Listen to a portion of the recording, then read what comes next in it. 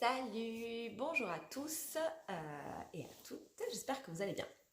Je fais une petite vidéo pour vous expliquer un petit peu pourquoi je fais ce projet de vouloir accompagner les futures mamans à préparer leur postpartum. Alors c'est une première facette de ce que j'aimerais proposer, j'ai plein d'idées pour la suite, mais on verra au fur et à mesure chaque chose en son temps.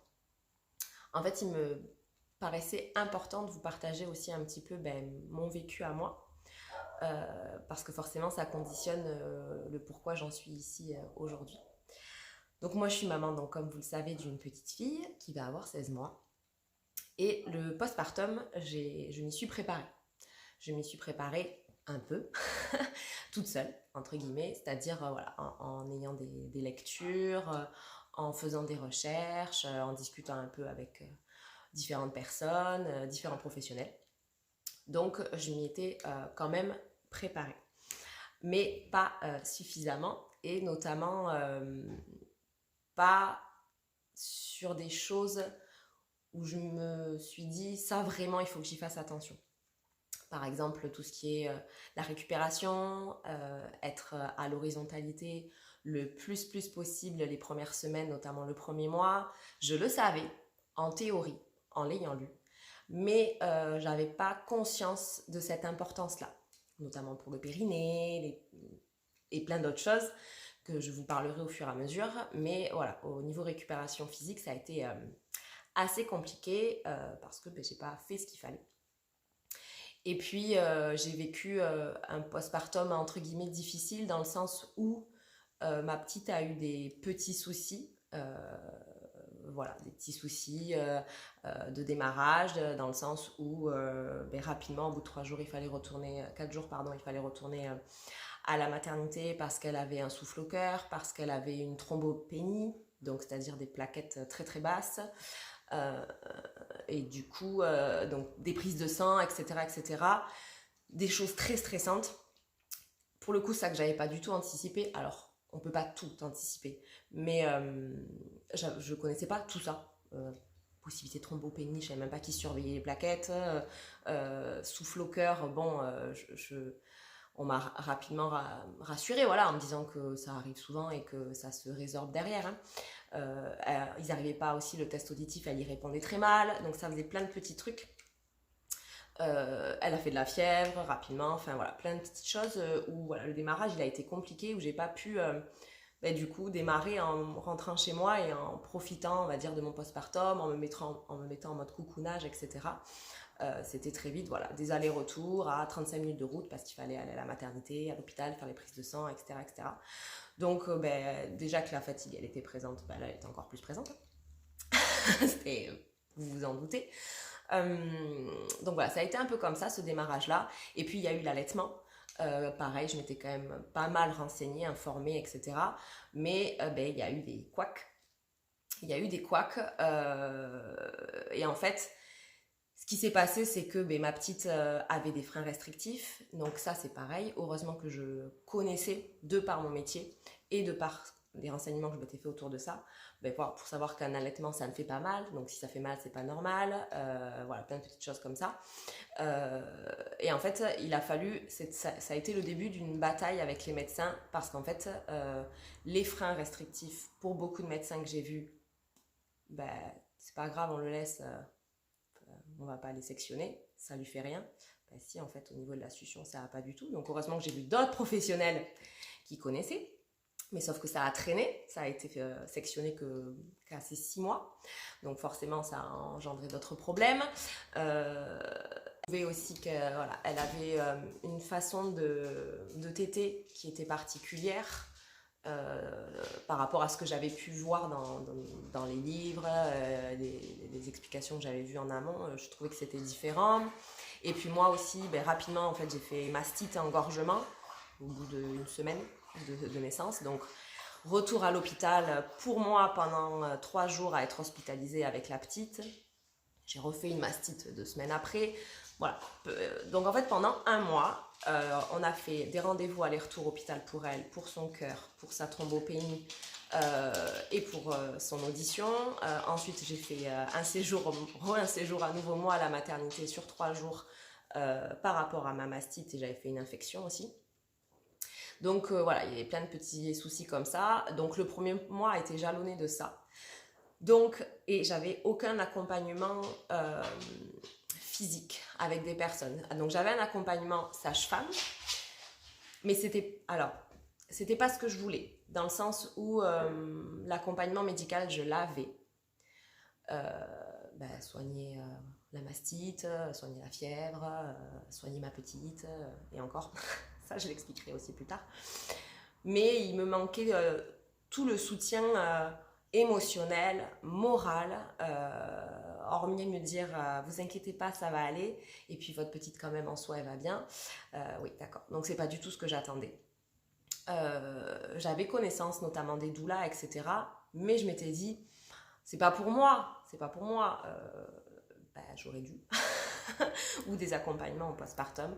J'avais clairement besoin de relais. On avait besoin de relais avec mon conjoint. Donc heureusement qu'on était deux. Mine de rien. Parce que voilà, mon premier mois de postpartum, il a été jalonné comme ça. Donc j'étais épuisée.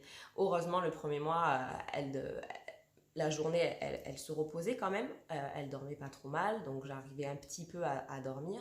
La nuit, bon ben voilà, on allaitement à la demande. Donc forcément, ça demande beaucoup d'énergie d'allaiter.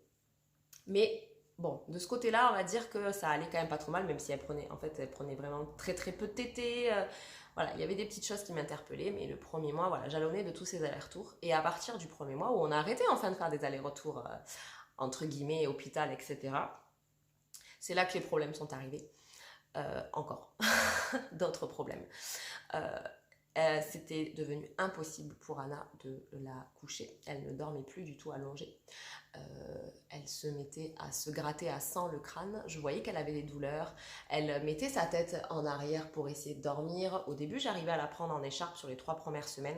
Et ensuite, avec l'écharpe, c'était devenu compliqué. Elle s'arc-boutait en arrière. Voilà, on la sentait douloureuse. Il faut savoir que elle, quand elle était douloureuse, en fait, elle a mis en place un système de j'ai mal, donc je me fais encore plus mal ailleurs. Donc c'était un cercle vicieux, voilà, elle s'arrachait la tête, elle saignait, enfin voilà, au lieu de hurler, chose que font souvent les bébés avec son problème à elle que je vais vous dire, elle se faisait mal. Donc c'était encore plus dur, moi en tant que maman et avec son papa, de se dire mais waouh, donc on a notre enfant qui se mutile parce qu'elle a une douleur, mais qu'on ne comprend pas. Donc forcément quand on en parle au médecin, c'est rien, c'est des douleurs de bébé, voilà, ça va passer. D'accord, donc pareil, je me renseigne et je suis entourée quand même chiropraxie, naturopathe, etc., etc. Et puis parce que je me suis auto-formée, quoi, je suis allée voir à droite à gauche. Et mon métier d'éducatrice jeunes enfants a fait que aussi j'avais des connaissances. Donc le premier truc qui m'est venu en tête, c'est reflux, ce fameux RGO, reflux gastro-œsophagien. Et sauf que bien sûr, on ne me croyait pas, voilà. Dans le sens où on me dit, reflux c'est normal chez les bébés, c'est immature, blablabla, blabla. Donc c'est rien, ça va passer. Ouais, sauf que en tant que parent, on sait on ressent qu'il y a quelque chose de plus important que le simple fait de ça va passer. Et comme c'était interne, qu'elle avait pas, ça sortait pas, elle faisait pas des vomissements, du coup il disait ouais. En gros, quand je suis arrivée avec ça, j'aurais pas dû arriver avec un savoir entre guillemets en disant je pense que mon bébé a un reflux. Comment je fais pour l'aider ?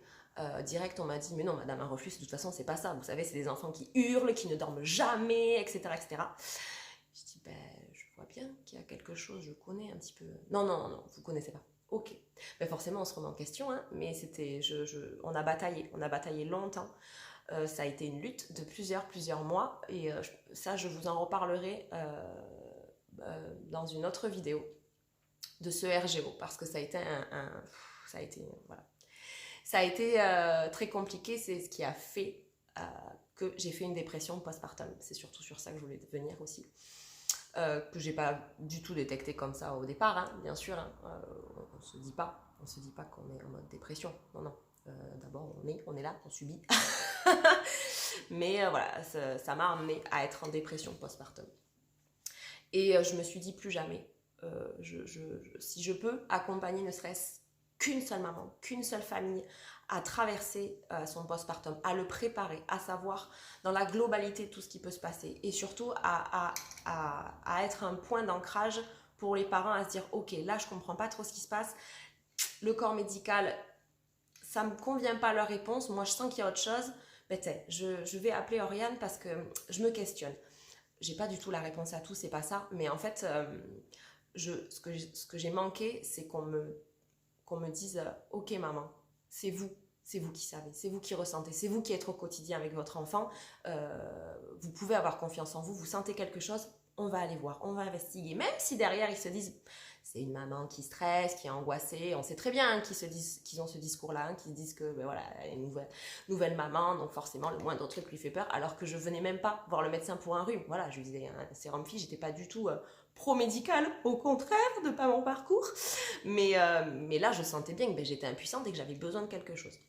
Donc j'aurais besoin d'une personne comme ça qui me dise non mais fais-toi confiance, vas-y, viens on va chercher des professionnels, viens on va voir d'autres personnes, ne t'arrête pas assis. Alors je l'ai fait, on l'a fait avec mon conjoint parce que encore une fois je suis du milieu de la petite enfance, de l'enfance, j'en ai vu des familles, j'en ai vu des enfants sur 15 ans, donc j'ai pu voir ce qui était plutôt de la normalité entre guillemets et des choses qui relevaient plutôt du pas habituel, pathologique, etc. Et donc j'avais aussi les ressources pour aller voir d'autres personnes. Mais c'est pas le cas de tous les parents. Et on nous laisse comme ça, le corps, enfin je généralise pas, mais moi en tout cas on m'a laissé comme ça, avec toute seule, avec mes questionnements, avec mes nuits horribles, mes journées horribles. C'est sûr que pour le coup, moi, ma remise, ma perte de poids après naissance, je peux vous dire qu'elle a été rapide. J'ai pas gardé longtemps mon bidou, mais sauf que j'aurais préféré le garder et être en bonne santé psychique. Voilà. Bref, je m'étale beaucoup. Mais tout ça pour vous dire que à partir de là, quand j'ai commencé à relever la tête, je suis allée voir des psys, je me suis pas laissée toute seule, mais pendant un moment, je suis restée quand même entre guillemets toute seule. Mais c'est que je me suis dit, on peut pas laisser des parents. On peut pas laisser des parents dans la panade comme ça, c'est impossible. Et on peut pas laisser entendre à des parents qu'ils ont tort, qu'il faut juste attendre. Que c'est qu'une question de patience. En gros, vous avez essayé d'avoir un bébé c'est pas facile, ça a des petites douleurs, etc. Attendez, bah oui, attendez, laissez-le souffrir, c'est génial. Et je veux pouvoir aider les parents à avoir confiance en eux, à se préparer le plus possible, même si on ne peut pas tout anticiper, c'est impossible forcément. La vie amène son lot de surprises, et heureusement, mais à minima, se préparer, avoir des contacts, des numéros pour se dire, ok, là, il y a un truc qui ne me plaît pas, qui ne va pas, j'ai besoin d'en parler, discuter, ok, je peux appeler telle et telle personne. Donc voilà un peu la jeunesse du projet. Donc forcément, ma fille y est pour quelque chose entre guillemets, mais je la remercie parce que je suis vraiment contente de partir sur ce projet-là.